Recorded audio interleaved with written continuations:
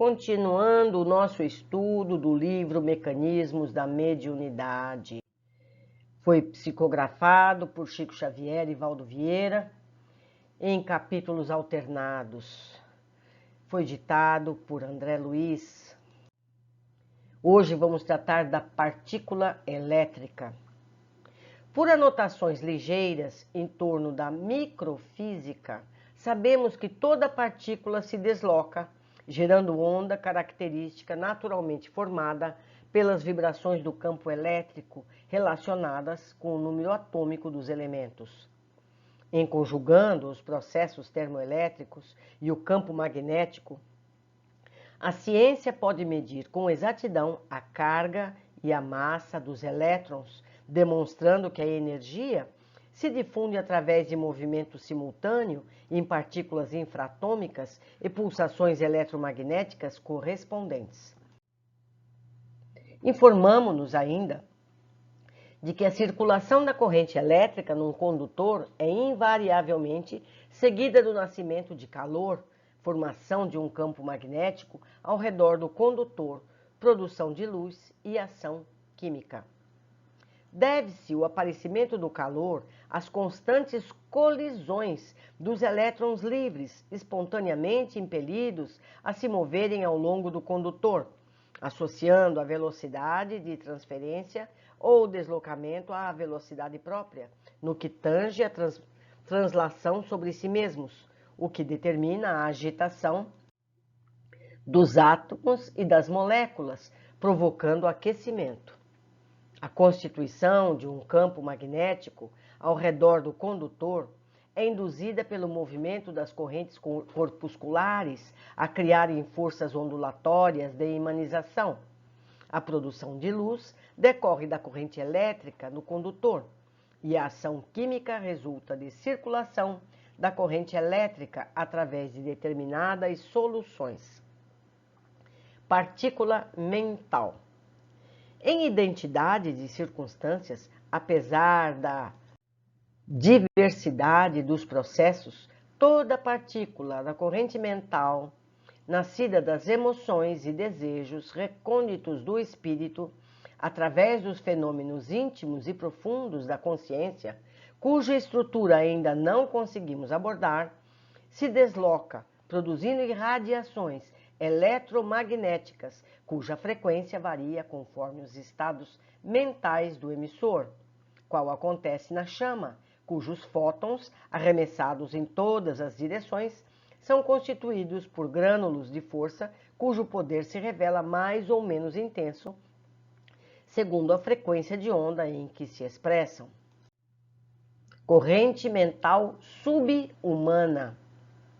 Nos reinos inferiores da natureza, a corrente mental restringe-se a impulsos de sustentação nos seres de constituição primária, a começar dos minerais, preponderando nos vegetais e avançando pelo domínio dos animais de formação mais simples, para se evidenciar mais complexa nos animais superiores que já conquistaram bases mais amplas à produção do pensamento contínuo.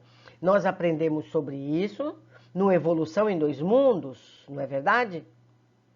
Seguindo, em todas as criaturas subhumanas, os agentes mentais, na forma de impulsos constantes, são desse modo empregados na manutenção de calor e magnetismo, radiação e atividade química nos processos vitais dos circuitos orgânicos, de maneira a sedimentarem, pouco a pouco, os alicerces da inteligência, salientando-se que os animais superiores, os impulsos mentais a que aludimos, já se responsabilizam por valioso patrimônio de percepções avançadas. Função dos agentes mentais.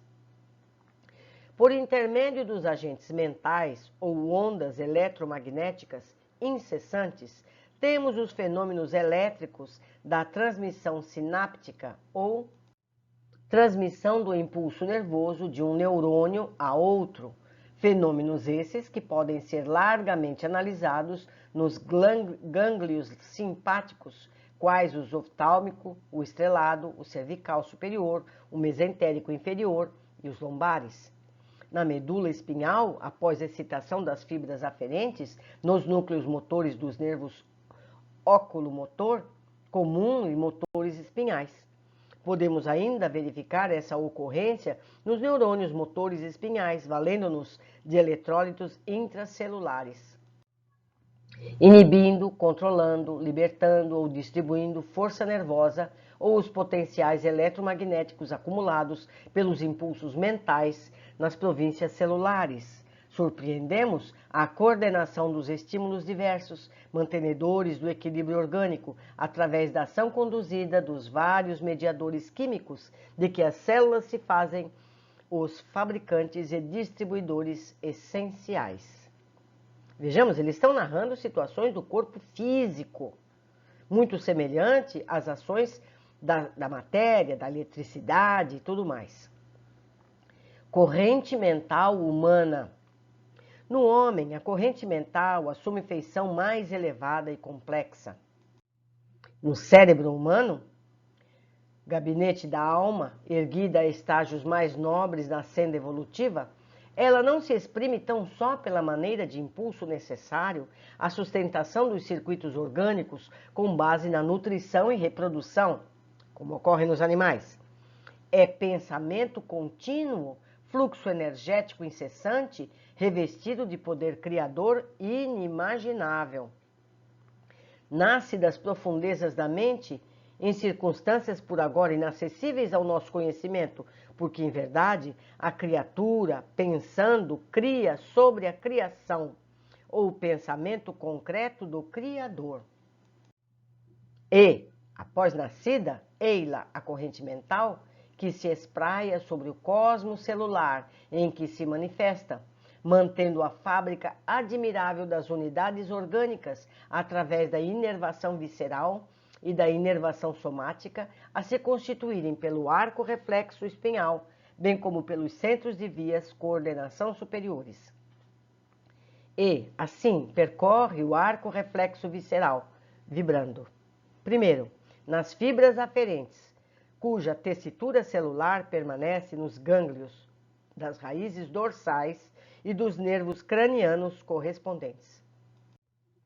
2. Nas fibras conectoras mielínicas, que se originam na coluna intermédio lateral. 3. Nas fibras motoras originadas nos neurônios ganglionares e que terminam nos efetores ou fibras pós-ganglionares. Acima do nível espinhal, vibra ainda, primeiro, a integração ponto-bulbar, em que se hierarquizam reflexos importantes, como sejam os da pressão arterial. 2. No conjunto talâmico e hipotalâmico, em que se mecanizam os reflexos do espírito. 3. Na composição cortical. A corrente mental, segundo anotamos, vitaliza particularmente todos os centros da alma e, consequentemente, todos os núcleos endócrinos e junturas plexiformes da usina física, em cuja urdidura dispõe o espírito de recursos para os serviços da emissão e recepção, ou exteriorização dos próprios pensamentos e assimilação dos pensamentos alheios. Digo eu, a assimilização dos pensamentos alheios, nós estamos todos conectados. Assim como os aparelhos de rádio e TV que o próprio autor citou, nós podemos nos conectar uns com os outros através das nossas radiações mentais. Continuando, campo da aura.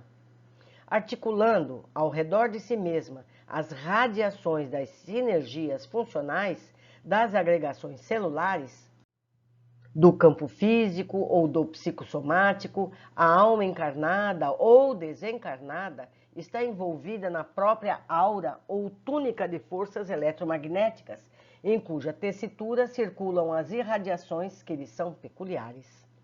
Evidenciam-se essas irradiações de maneira condensada até um ponto determinado de saturação, contendo as essências e imagens que lhe configuram os desejos do mundo íntimo em processo espontâneo de autoexteriorização, ponto esse do qual a sua onda mental se alonga adiante, atuando sobre todos os que com ela se afinem e recolhendo naturalmente a atuação de todos os que lhe revelem simpáticos.